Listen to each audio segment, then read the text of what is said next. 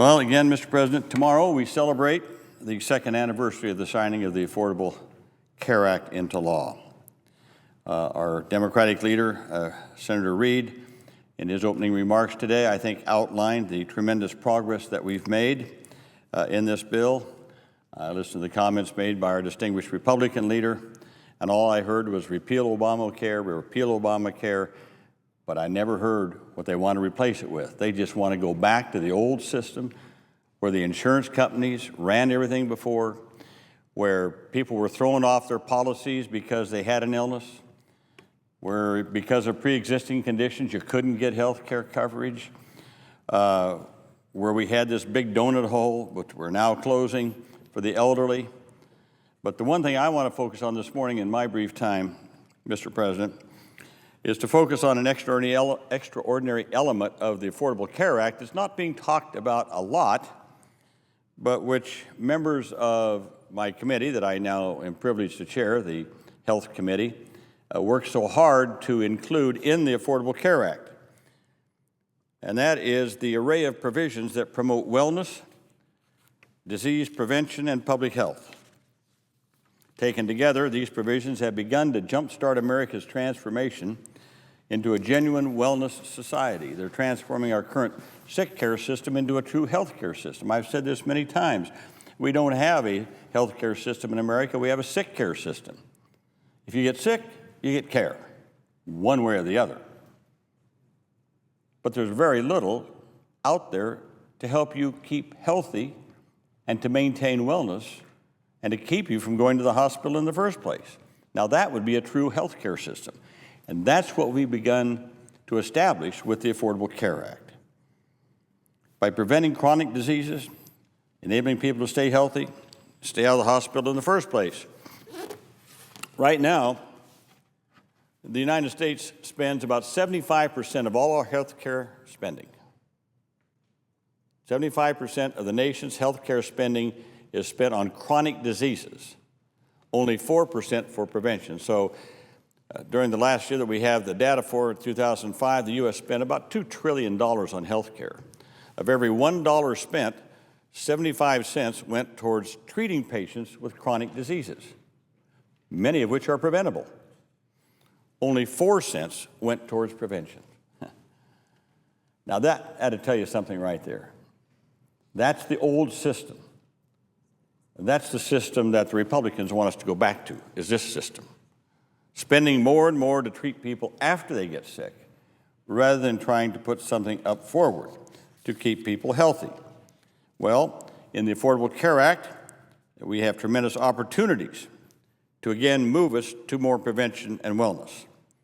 We made historic new investments in this area of prevention and public health. Now, here's one example of that right here on this chart. Before our health reform bill, our law was passed, just take the issue of colorectal cancer screening, which we know if you get it early and detect it early, your chances of survival are tremendous. If you get it too late, then you're going to be in the hospital and you're going to have cancer and you're not going to live. But we know by getting it early, we can prevent a lot of unnecessary deaths and illness and treatments later on. Cholesterol screening. We know if people get good cholesterol screening, they get on either on a drug or on a good diet, an exercise program, reducing the prevalence of heart disease, and tobacco cessation. Need we keep repeating around here how much it costs our society from the plague of tobacco use in this country?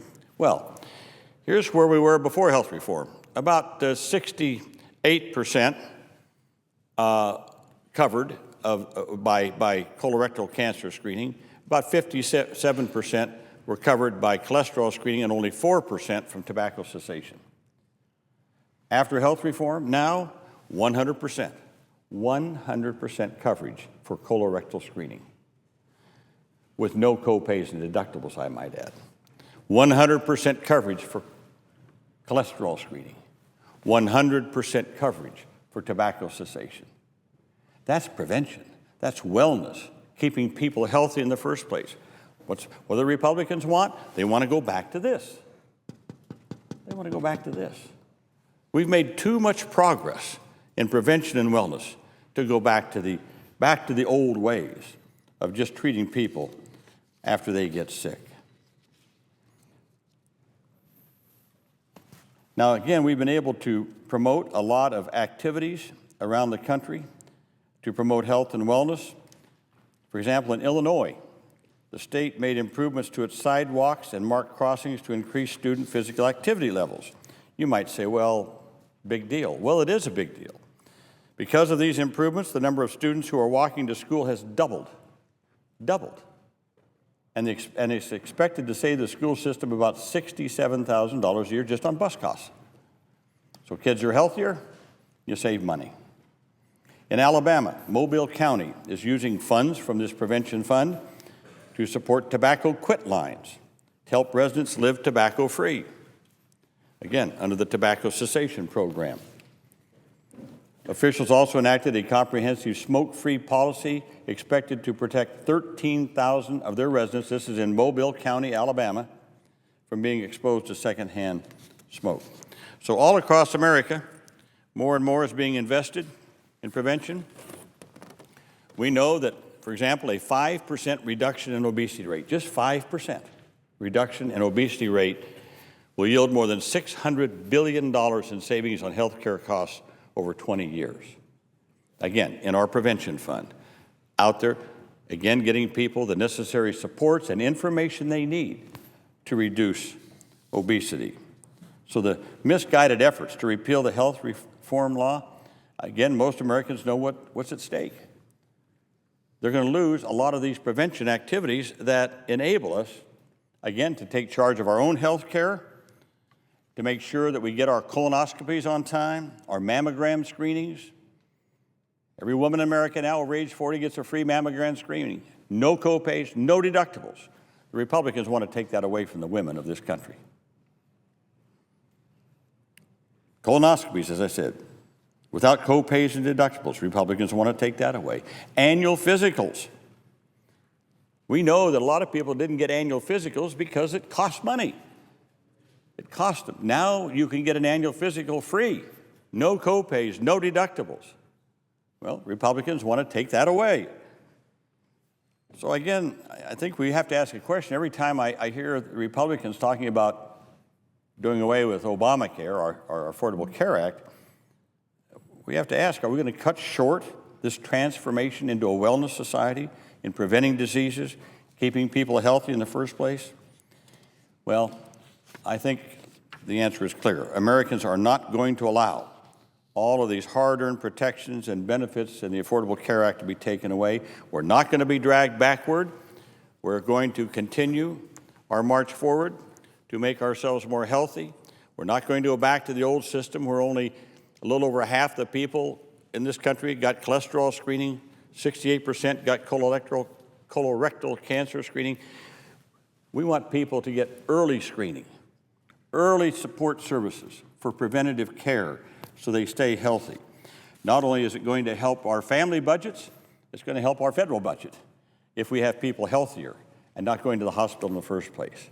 So this is one of the big aspects of the Affordable Care Act. It's not talked about a lot, but to me, it's one of the most important aspects of moving us, again, to a society where we're not just relying upon people going to the hospital and paying for high hospital bills and things like that in the future.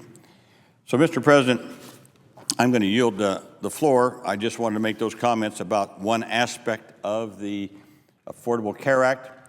Of course, we do know that there's many other things in the Affordable Care Act that people don't want to lose. Right now, we ban lifetime limits. Helps more than 100 million people. They want to take that away. Republicans want to take that away. We cover vital preventative service, which I just went over. Young people remaining on their parents' coverage up to age 26. More than 2.5 million helped so far. Republicans want to take that away. They want to end all that. Well, I don't think the American people want to end it. I think the American people want to move forward with this health care reform bill because we've made too much progress